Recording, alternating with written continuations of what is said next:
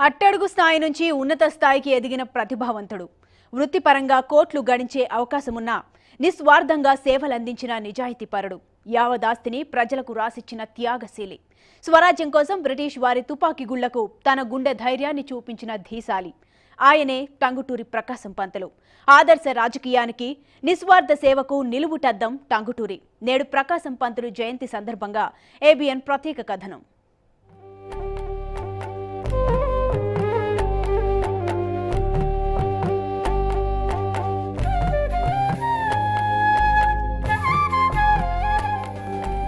టంగుటూరి ప్రకాశం పంతులు సుప్రసిద్ధ స్వాతంత్ర సమర యోధుడు. నిరుపేద కుటుంబంలో పుట్టి వారాలు చేసుకుంటూ చదువుకుని ఆంధ్ర రాష్ట్ర మొదటి ముఖ్యమంత్రి అయిన ధీరోదాత్తుడు టంగుటూరి ప్రకాశం పంతులు.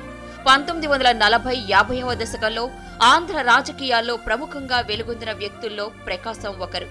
ప్రత్యేకాంధ్ర రాష్ట్ర సాధనలో నిర్ణాయక పాత్ర పోషించారు. మద్రాసులో సైమన్ కమిషన్ వ్యతిరేక ప్రదర్శనలో బ్రిటిష్ తుపాకీ గుండుకు తన గుండె నెదురొట్టి నాటి నుంచి ఆంధ్ర కేసరి అని పేరు పొందారు.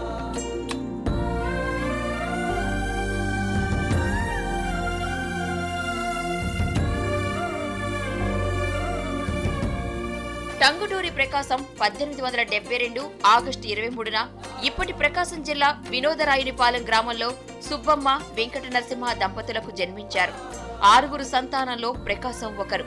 అప్పటి గుంటూరు జిల్లాలోని ప్రకాశం కుటుంబం వంశపారంపర్యంగా గ్రామకరణ వృత్తిలో ఉండేది. ఆయన 11వ ఏట తండ్రి కాలం చేయగా తల్లి పిల్లల్ని తీసుకుని ఒంగోలు చేరారు. ఒంగోలులో భోజనశాల నడిపారు. తల్లి సంపాదన చాలక ప్రకాశం ధనికుల ఇళ్లలో వారాలకు కుదిరారు. ఒంగోలు సమీపంలోని వల్లూరులో ప్రకాశం ప్రాథమిక విద్య సాగింది.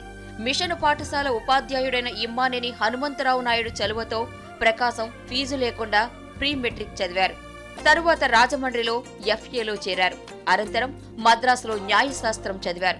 1890లో తన అక్క కూతురైన హనుమాయమ్మను వివాహమాడారు ప్రకాశం.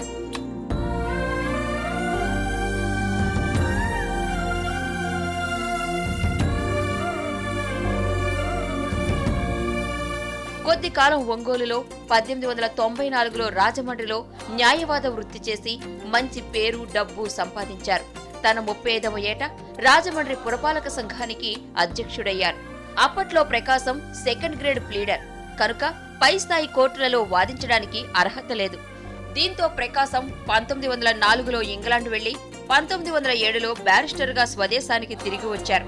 మద్రాసు హైకోర్టులో ప్రాక్టీస్ ప్రారంభించారు. అప్పట్లో మద్రాసులో ప్రసిద్ధి చెందిన బ్యారిస్టర్లందరూ ఆంగ్లేయులు లేదా తమిళులు. పేరు పొందిన తెలుగు బారిస్టర్లలో ప్రకాశమే ప్రప్రథమం కావడం విశేషం.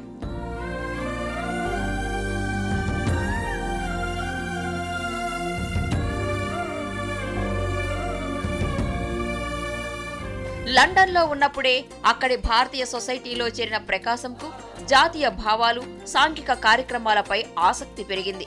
బిపిన్ చంద్రపాల్ ప్రసంగాలకు, కాంగ్రెస్ పార్టీ సమావేశాలకు తరచుగా హాజరయ్యేవారు.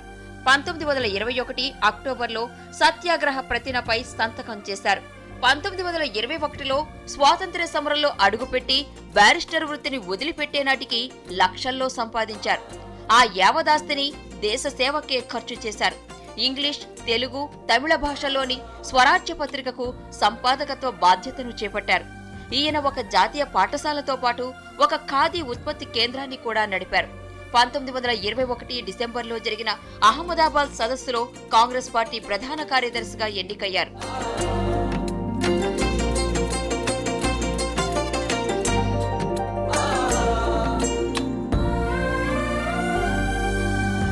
స్వాతంత్ర్య పోరాటంలో టంగుటూరి చురుగ్గా పాల్గొన్నారు. దండి సత్యాగ్రహంలో భాగంగా గాంధీజీ పిలుపునందుకుని ఒంగోలు మండలం దేవరంపాడు గ్రామ శివారు గుండ్లకమ్మ నది ఒడ్డున ఉద్యమం చేపట్టారు. ఫలితంగా బ్రిటిష్ ప్రభుత్వం దిగి వచ్చింది.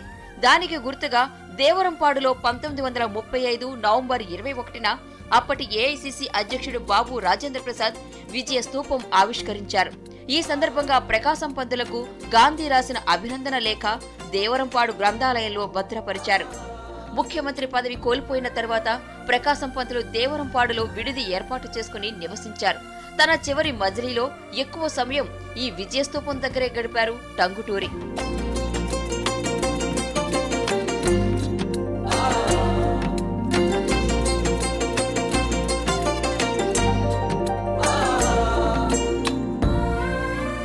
పాటు ఇచ్చిన సైమన్ గోబ్యాక్ నినాదం ప్రకాశం పంతుల్ని కథన కుతూహలుని చేసింది. 1928లో మద్రాసులో సైమన్ కమిషన్ కు వ్యతిరేకంగా స్వాతంత్ర్య ఉద్యమకారులు తలపెట్టిన ఆందోళనను బ్రిటిష్ అధికారులు అడ్డుకున్నారు.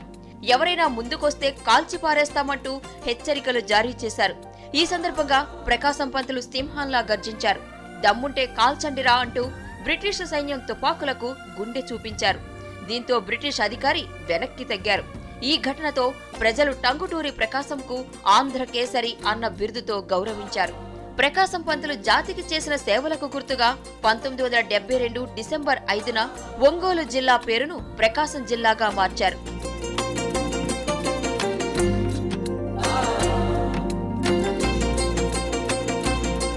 ప్రస్తుతం రాష్ట్ర ప్రభుత్వం ప్రకాశం పంతులు జయంతిని పండుగగా ప్రకటించడం పట్ల ఆయన అభిమానులు, కుటుంబ సభ్యులు ఆనందం వ్యక్తం చేస్తున్నారు. ఈ విధంగానైనా ప్రకాశం పంతులు స్ఫూర్తి పలువురికి ఆదర్శప్రాయంగా ఉంటుందని భావిస్తున్నారు. ఇప్పటికైనా ఈ రోజుకైనా ప్రకాశం పంతులు గారిని మననం చేసుకోవడం, గుర్తు చేసుకోవడం, భావితరాలకి ఆయన యొక్క గొప్పతనాన్ని, ఆయన యొక్క ధైర్యాన్ని పొగడడం అన్నది చాలా గొప్ప విశేషం. ఆంధ్ర రాష్ట్ర గవర్నమెంటు ప్రకాశం పంతులు గారి జయంతి ఉత్సవాలను రాష్ట్ర పండుగగా డిక్లేర్ చేసిన సందర్భంగా మా కుటుంబం ఎంతో సంతోషంగా ఉన్నది. టంగుటూరి ఉద్యమం చేసిన ప్రదేశాలు, గ్రామాల్లో పలు సేవా సామాజిక కార్యక్రమాలు ప్రతి ఏటా చేపట్టాలని, దీనికి ప్రభుత్వం నిధులు సమకూర్చాలని కోరుతున్నారు.